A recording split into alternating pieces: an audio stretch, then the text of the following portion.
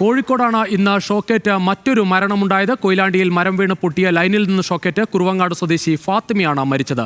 വൈദ്യുതി ലൈൻ മാറ്റാൻ ആവശ്യപ്പെട്ടിട്ടും KSEB നടപടിയെടുത്തില്ലെന്ന് കുടുംബം ആരോപിച്ചു. ഇപ്പോഴും ഞങ്ങൾ പറയല അവരോട് അത് മുറിക്കണം എന്നുള്ള, പക്ഷെ അവര് അന്നേരം ഒന്നും കേട്ടില്ല എന്നും പറയാറുണ്ടായിരുന്നു. അത് ഇടിഞ്ഞു പൊളിഞ്ഞു വീണാല് ലൈൻമേലേക്കാ വീഴാന്നുള്ളൊരിത് ഉണ്ടായിരുന്നു. പക്ഷെ അവര് മുറിക്കാന്നുള്ള മനയിലൂടെ ഇതുവരെ ചെയ്തില്ല. അപ്പൊ ഇന്ന് പെട്ടെന്ന് ഇത് മരം വീണിട്ട് ലൈൻമേലേക്ക് വീണപ്പോ ഇല്ല, അത് ഒരു പറഞ്ഞിനു ഇതിന്റെ മുന്നേ അത് മാറ്റണം എന്നുള്ളത് വീടിന്റെ മേലെ കൂടെ ആയതുകൊണ്ട്. പക്ഷെ അന്നേരം എല്ലാരും കൂടി ഒത്ത് കുറെ പൈസ വേണമെന്ന് പറഞ്ഞപ്പോ ഞങ്ങൾക്ക് അങ്ങനത്തെ ഒരു സാഹചര്യം ആയതുകൊണ്ട് മാറ്റാൻ പറ്റിയില്ല. പിന്നെ ഇതിങ്ങനെ പ്രതീക്ഷിക്കാത്ത നേരത്തെ ഇത് സംഭവിച്ചത്. ഉമ്മ മരം ഒച്ച കേട്ടിട്ട് വന്നതാണ്. വന്നപ്പോ ചില മരം ഇങ്ങനെ ലൈൻ തൂങ്ങി നിന്നപ്പോ അത് അറിയാണ്ട് ഇങ്ങനെ പിടിച്ചു പോയതാണ്. രേഖാമൂലം പരാതി ലഭിച്ചില്ലെന്നാണ് KSEBയുടെ വിശദീകരണം. വലിയ മരമാണ് വീണതെന്നും അപകടം യാദൃച്ഛികമെന്നുമാണ് Koyilandy subdivision assistant executive engineer Utharsenan പറഞ്ഞത്. നമ്മുടെ അറിവിലില്ല, വന്നിട്ടില്ല, പരാതി ഒന്നും ലഭ്യമായിട്ടില്ല. ഇല്ല, ലഭിച്ചിട്ടില്ല. അറിയിക്കുന്ന കാര്യങ്ങൾ നമ്മളപ്പോൾ ചെയ്യുന്നുണ്ട്. പിന്നെ ഈ നേരത്തെ വർഷങ്ങൾക്ക് മുമ്പ് നിർമ്മിക്കപ്പെട്ട ലൈനാണ് ഇതൊക്കെ. അപ്പോൾ അതുകൊണ്ട് തന്നെ ഇതിൽ പിന്നെ വേറെ ആവശ്യമായ ക്ലിയറൻസ് ഒക്കെ ഉണ്ട്. ഇത് യാദൃശ്ചികമായിട്ട് സംഭവിച്ചു അതിന് പറയാനുള്ളൂ. ദിൽഷ തിലകൻ ചേരുകയാണ് കൂടുതൽ വിവരങ്ങളുമായി കോഴിക്കോട് നിന്ന്. ദിൽഷ, എല്ലാവരും പറയുന്നത് ഇത് സ്വാഭാവികമായി സംഭവിച്ച ഒരു അപകടം, അതിൽ ആർക്കും ഉത്തരവാദിത്തം ഏറ്റെടുക്കാൻ പറ്റുന്നില്ല. പക്ഷേ ഇതിനിടയിൽ ദിവസങ്ങൾക്കിടയിൽ വീണ്ടും മരണം സംഭവിക്കുകയാണ്.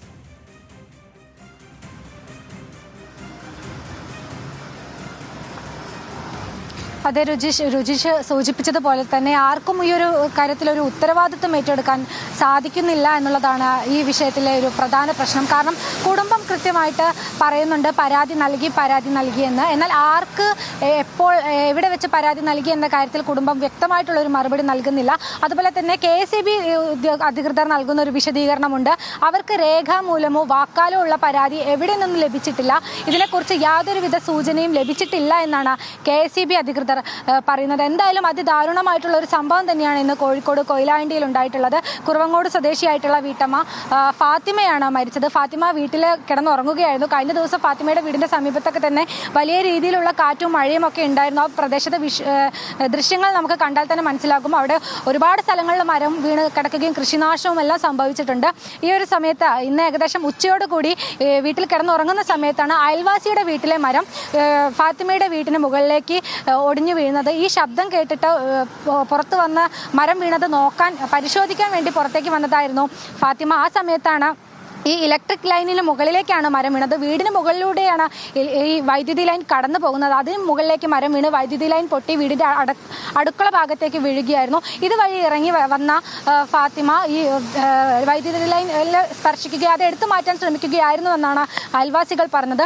ആ സമയത്താണ് ഈ അപകടം സംഭവിക്കുകയും ശബ്ദം കേട്ട് നാട്ടുകാരും വീട്ടുകാരും എല്ലാം ഓടിയെത്തുമ്പോഴേക്കും ഈ ഷോക്കേറ്റ് കിടക്കുന്നതാണ് ശ്രദ്ധയിൽപ്പെടുന്നത്. ഉടനെ തന്നെ കൊയിലാണ്ടി ഫയർഫോഴ്സ് എത്തി ആശുപത്രിയിൽ കൊയിലാണ്ടി താലൂക്ക് ആശുപത്രിയിൽ എത്തിച്ചെങ്കിലും മരണം സംഭവിക്കുകയായിരുന്നു.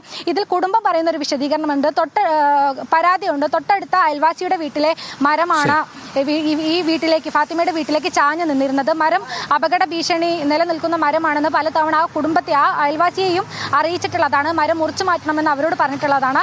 അവരുടെ ഭാഗത്തു നിന്ന് മരം മുറിച്ച് മാറ്റുന്നതിന് വേണ്ടിയിട്ടുള്ള നടപടികളൊന്നും തന്നെ ഉണ്ടായിട്ടില്ല. പിന്നീടാണ് KSEBയിൽ വാക്കാൽ പരാതി നൽകിയെന്ന് തന്നെയാണ് കുടുംബവും പറയുന്നത്. KSEBയിൽ നിരവധി തവണ പരാതി നൽകിയിട്ടുണ്ടായിരുന്നു. എന്നാൽ KSEB അധികൃതർ ആ മരം നിൽക്കുന്ന പറമ്പിന്റെ ഉടമസ്ഥരോട് അത് മുറിച്ചു മാറ്റണം, അല്ലെങ്കിൽ രണ്ട് കൂട്ടരും കൂടി ചേർന്ന് മുറിച്ചു മാറ്റണം എന്ന മറുപടി നൽകിയെന്നാണ് കുടുംബം നൽകുന്ന വിശദീകരണം.